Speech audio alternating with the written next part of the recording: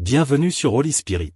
Plongez dans le monde captivant du cinéma avec les récapitulatifs de films signés Holy Spirit. Que vous soyez un cinéphile passionné ou simplement à la recherche de votre prochain film à regarder, nous avons ce qu'il vous faut. Chaque semaine, nous décortiquons pour vous les intrigues les plus palpitantes, les rebondissements inattendus et les moments mémorables du grand écran. Préparez-vous à revivre vos films préférés sous un nouvel angle et à découvrir des trésors cachés du cinéma. Abonnez-vous à Holy Spirit et ne manquez aucune de nos analyses passionnantes. Nous publions de nouvelles vidéos tous les lundis, mercredis, vendredis et dimanches. Maintenant, écoutez l'histoire. En Pennsylvanie, deux personnes explorent une grotte à 1000 pieds sous le sentier des Appalaches. Ils percent des couches de roches anciennes et découvrent un système de grottes inexploré. Soudain, ils entendent un bruit étrange et sont choqués de voir un groupe de créatures vêlées s'envoler hors de la caverne. Les explorateurs veulent s'enfuir, mais les créatures les encerclent immédiatement et les tuent. À Montclair, Ali termine une nouvelle journée d'école et fait de son mieux pour ignorer les méchants garçons qui se moquent d'elle parce qu'elle est sourde. Heureusement, elle a son meilleur ami Rob, qui a appris la langue des signes pour communiquer avec elle, même si elle peut lire sur les lèvres. Il la soutient beaucoup et la raccompagne chez elle en lui tenant la main.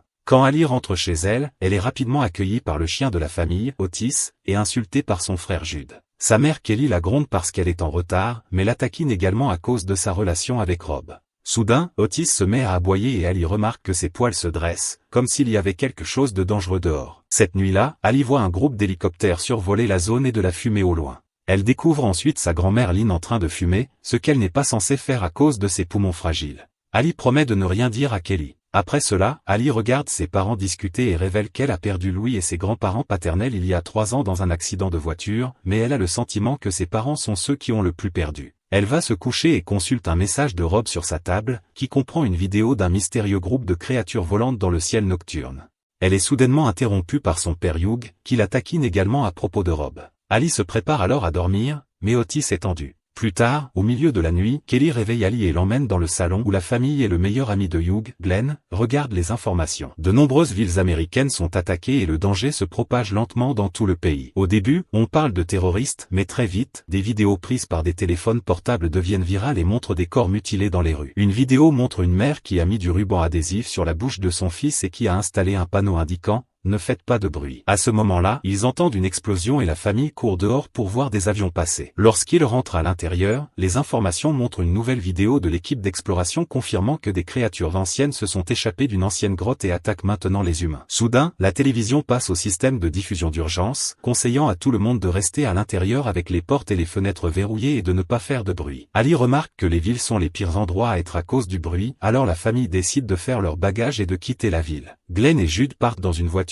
et les autres montent dans une deuxième voiture avec Otis. En s'éloignant, ils remarquent que de la fumée couvre toute la ville. Dans les tunnels du métro, le train s'est arrêté et un groupe de personnes est coincé à l'intérieur, essayant de rester silencieux. Un bébé commence alors à pleurer et les passagers l'éloignent de la mère, voulant le jeter hors du train. La mère reprend désespérément son bébé et annonce qu'elle part avec lui. Mère et fille quittent le train et marchent silencieusement dans le tunnel. Cependant, lorsque le bébé laisse tomber accidentellement sa tétine, elle se remet à pleurer et les créatures apparaissent rapidement. La mère commence à courir avec le bébé, mais elle n'est pas assez rapide, et les passagers du train les regardent se faire tuer. De retour à la famille, ils entendent à la radio que le nombre de morts a atteint des chiffres catastrophiques. Ali parle à Rob sur sa tablette, et il explique que sa famille a décidé de rester à la maison comme les autorités l'ont recommandé. Finalement, la famille s'arrête à une station-service pour des provisions et Ali promène Otis pour qu'il puisse faire ses besoins. Soudain, Otis commence à aboyer sur un homme armé qui tire en l'air et demande à la famille de lui donner leur voiture. Hugh est prêt à lui donner les clés, mais Glenn tire sur l'homme à la jambe et Otis lui saute dessus pour le mordre. Glenn prend ensuite l'arme de l'homme et la famille part dans leur voiture, sans se soucier de ce qui pourrait arriver à l'homme. La tension et la peur rendent Jude si anxieux qu'il choisit de changer de voiture pour rouler avec ses parents. Ali continue de suivre les nouvelles sur sa tablette et apprend qu'ils ont nommé les créatures « Vesp » d'après le mot espagnol pour guêpe à cause de leur façon de se regrouper. Soudain, Hugh freine brusquement, évitant un accident de justesse. La route est pleine de trafic, alors il décide de quitter la route et de s'éloigner de la civilisation. Ils traversent une barrière et atteignent une route isolée tandis que la radio continue de mentionner tous les États qui sont attaqués. Sur sa tablette, Ali voit des images terrifiantes de toutes les tragédies dans le pays. Après quelques heures de conduite, Glenn appelle les autres depuis sa voiture, disant que la route devient difficile, alors il va s'arrêter pour dégager le chemin. Cependant, des cerfs sortent soudainement des bois et bloquent la route, forçant Glenn à essayer de les éviter et à sortir de la route. Sa voiture dévale une colline et atterrit sur son toit, laissant Glenn piégé à l'intérieur. Hugh court pour l'aider, mais malgré tous ses efforts, il ne peut pas ouvrir la porte, et la jambe de Glenn est coincée, il ne peut donc pas être tiré tirer par la fenêtre. Kelly essaie d'appeler le 911, mais personne ne répond et Hugh essaie encore une fois d'ouvrir la porte avec un outil, sans succès. Se résignant à la situation, Glenn demande à Hugh de lui apporter ses armes et, une fois qu'il les a, il dit à la famille de partir sans lui. Hugh hésite et promet de revenir avec de l'aide. La famille retourne à la voiture et Otis commence à aboyer. Ali remarque que ses poils se dressent et se souvient de l'avertissement, pas de bruit, alors elle demande à son père d'éteindre le moteur. Malheureusement, il est trop tard et un Vespe s'écrase contre la vitre de la voiture. Otis aboie encore plus en le voyant, ce qui attire encore plus de Vespes qui continuent de frapper les vitres. Lynn crie et est entendu par Glenn, qui entend également les rugissements des Vespes. Pour sauver la famille, il commence à tirer avec ses armes, provoquant l'encerclement de sa voiture par les Vespes, qui le tuent rapidement. Otis n'arrête toujours pas d'aboyer même lorsque Hugh essaie de le calmer, alors Hugh n'a pas d'autre choix, ignorant les supplications de sa fille, il pousse Otis hors de la voiture et laisse les Vespes le tuer. Quelques heures plus tard, la famille est toujours dans la voiture. L'endroit est calme, mais il reste quelques Vespes, donc la famille a peur de démarrer la voiture. Ils ne peuvent pas rester là pour toujours, alors Hugh sort très prudemment de la voiture pour enquêter. À ce moment-là, Lynn fait une crise d'asthme et les quelques secondes nécessaires pour attraper son inhalateur suffisent pour qu'un Vespe se pose sur le toit de la voiture. Hugh saisit lentement l'outil qu'il a laissé tomber plus tôt et le jette devant lui, ce qui fait que le Vespe le poursuit sans même le remarquer. Après que le Vespe soit parti, Hugh retourne à la voiture et utilise la langue des signes pour expliquer que les créatures chassent en fonction du son parce qu'elles sont aveugles. La famille décide d'éteindre tous les appareils et de ne parler qu'en utilisant la langue des signes. Ensuite, Hugh demande le briquet de Lynn, choquant Kelly en révélant que sa mère fume. Hugh se dirige vers la voiture de Glenn et, après avoir dit au revoir au corps, il met le feu à la voiture. Les Vespes entourent immédiatement le véhicule en feu et meurent lorsque la voiture explose. Maintenant, la famille peut continuer à voyager à pied. La longue marche aggrave l'état de Lynn, donc elle doit être prudente pour ne pas faire de bruit lorsqu'elle a des difficultés à respirer et utilise son inhalateur. La famille décide de s'arrêter pour se reposer et Hugh en profite pour s'excuser auprès d'Ali pour ce qui est arrivé à Otis, expliquant qu'il n'avait pas le choix. Lynn veut que Kelly dise enfin aux enfants qu'elle a un cancer du poumon, mais Kelly refuse de rendre la journée encore plus déprimante. Avec ses jumelles, Jude aperçoit une maison à proximité et la famille s'y dirige. La nuit est tombée lorsqu'ils atteignent la clôture, et dès que Hugh essaie de l'ouvrir, il fait accidentellement sonner une cloche. Bientôt, un Vespe se pose sur la clôture au même moment où le propriétaire de la maison sort, menaçant de tirer sur tout intrus. Il semble que son isolement l'ait maintenue ignorante de la situation et sa voix attire immédiatement un groupe de Vespes qui la poussent dans le puits pour la tuer rapidement. La famille décide de chercher une entrée alternative et trouve une conduite de drainage à proximité. Hugh passe en premier et rentre dans le tuyau, ne remarquant pas un serpent caché dans la terre. Une fois de l'autre côté, il entre dans la maison et confirme qu'elle est vide avant de faire signe à sa famille de venir. Le groupe commence à ramper à travers le tuyau et cette fois, le serpent sort en sifflant. Le tuyau provoque un écho et un Vespe entend le sifflement, alors il vole pour attraper le serpent avant qu'il n'attaque. En même temps, un deuxième Vespe se dirige vers l'autre extrémité et attaque Kelly, blessant sa jambe. En entendant ces cris, Hugh se précipite pour activer le broyeur de bois et tous les Vespes volent directement dans la machine, se faisant immédiatement tuer. Après cela, la famille porte Kelly dans la maison. Lynn était infirmière, donc elle coupe le pantalon de Kelly pour s'occuper de la blessure, qui est plus grave que prévu. Après que Kelly s'endorme, Lynn et Hugh partagent un verre. Dehors, les Vespes reviennent au puits pour continuer à se nourrir du propriétaire décédé. À l'étage, Ali parvient à utiliser sa tablette pour contacter Rob, qui apparaît échevelé et couvert de terre. Il lui dit que ses parents sont morts et Ali essaie de l'inviter à les rejoindre dans la cabine, mais à ce moment-là, la connexion se coupe. Le lendemain matin, Ali voit aux nouvelles que beaucoup de gens voient les Vespes comme des symboles religieux et brûlent même des athées. Lynn vérifie la blessure de Kelly et remarque qu'elle s'aggrave, alors elle dit aux autres qu'elle a besoin d'antibiotiques pour survivre. Après avoir pris une faux dans le sous-sol, Hugh se prépare à partir avec Ali. Jude veut les accompagner, mais Hugh lui dit de protéger sa grand-mère. Ensuite, Hugh et Ali ouvrent la porte d'entrée juste un peu, en s'assurant de ne pas déclencher la cloche à nouveau. Hugh fixe la porte au sol pour éviter tout autre bruit, et le duo sort prudemment par l'écart étroit. Il y a beaucoup de Vespes qui volent dans la zone, mais le duo les ignore en marchant vers la ville la plus proche. En chemin, ils trouvent des cadavres avec des blessures indiquant que d'autres humains les ont causés. Lorsqu'ils arrivent en ville, ils la trouvent vide avec des taches de sang partout, sans remarquer le révérend qui les observe de loin. La porte d'entrée de la pharmacie est verrouillée, alors Hugh et Ali doivent entrer par l'arrière. À l'intérieur, ils sont frappés par l'odeur de putréfaction des corps à moitié dévorés de personnes qui ont été tuées en essayant de prendre des provisions. Pendant que Hugh prend les antibiotiques, Ali regarde de plus près les corps et découvre que les Vespes ont pondu des œufs à l'intérieur. Soudain, un bébé Vespe éclot de l'œuf et éclabousse Ali de fluide, la faisant halter. Trois grands Vespes l'entendent et se posent sur les étagères, attendant un autre bruit. Ali regarde autour et voit une alarme incendie, alors Hugh lui demande une serpillière. Après qu'Ali lui en ait remis famille une discrètement, Hugh l'allume et la lève pour activer l'alarme. Le bruit d'écho et l'eau confondent les wesps, permettant à Hugh et Ali de quitter la pharmacie en toute sécurité. Sur le chemin du retour en ville, ils trouvent le révérend qui les suit quand ils essaient de l'éviter. Pour communiquer discrètement, le révérend leur montre son écriture sur son carnet, leur demandant de rejoindre son troupeau appelé les silencieux. Ali et Hugh refusent l'offre et s'éloignent pendant que le révérend siffle, révélant que sa langue a été coupée. Le duo retourne bientôt à la maison et les médicaments aident Kelly à se sentir mieux. Hugh essaie de capter des nouvelles à la télévision, mais il n'y a pas de signal. Ali lui raconte les dernières informations qu'elle a obtenues sur sa tablette. CNN émet depuis un bunker et leur signal est faible. De plus, les wesps n'aiment pas le froid intense et des photos les montrent morts dans la neige. Cela signifie que les gens au-dessus du cercle arctique survivent. D'un autre côté, des régions entières du pays sont rayées de la carte. Ces zones sont appelées les grises parce qu'elles sont déconnectées de toute technologie. Jude essaie de se divertir avec des cartes et Hugh sculpte un pieu pour qu'il puisse aussi se défendre. Un après-midi, le révérend apparaît devant la maison avec un groupe de personnes qui n'ont plus de langue. Hugh sort et leur demande de laisser la famille tranquille, mais le révérend continue de demander à Hugh de les rejoindre et mentionne qu'Ali est fertile. Furieux, Hugh sort une arme pour les menacer, mais le révérend sait qu'il ne tirera pas parce que le bruit attirera les wesps. Après que le groupe ait partagé une prière silencieuse, ils partent. Un peu plus tard, Ali reçoit un message de Rob qui lui dit qu'il se dirige vers le nord froid où les survivants ont construit un refuge. Malheureusement, avant que Rob puisse lui donner des directions, le signal est à nouveau coupé. En pleine nuit, Hugh entend un bruit et la famille vérifie dehors pour découvrir une fille qui attend devant la porte. Il la laisse entrer et lui pose des questions pour découvrir qu'elle n'a pas de langue. La fille a été envoyée par le révérend et lorsqu'elle ouvre sa veste, elle révèle une série de téléphones attachés autour de son corps. En même temps, Ali remarque une ombre à sa fenêtre et s'approche pour découvrir qu'un téléphone a été collé à la vitre. Soudain, ce téléphone et ceux autour de la fille commencent à sonner, attirant les wesps qui se dirigent vers la maison et se heurtent aux fenêtres. Hugh prend tous les téléphones de la fille et les jette dans l'eau, les rendant silencieux. Un wesp parvient à casser la fenêtre d'Ali, mais elle s'enfuit de la pièce et verrouille la porte juste à temps.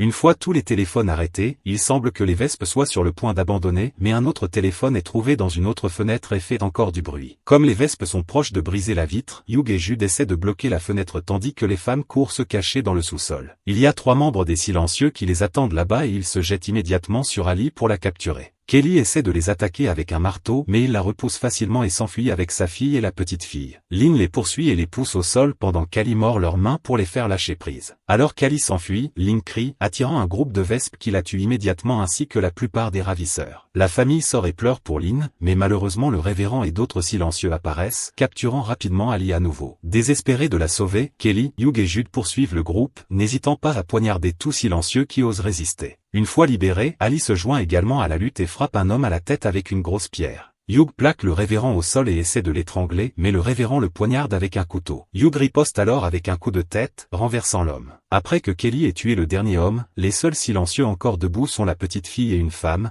qui s'éloignent avec peur. Kelly retire le couteau de la blessure de Hugh et il utilise son arme pour battre le révérend à mort. Le lendemain, la famille commence à voyager vers le nord, ne s'arrêtant que la nuit pour se reposer. Finalement, ils montent une montagne et trouvent le refuge en suivant les indications laissées par les survivants. Là, Ali retrouve Rob, qui lui apprend à utiliser un arc et maintenant ils chassent les wesps ensemble lorsqu'ils s'approchent trop de leur nouvelle maison.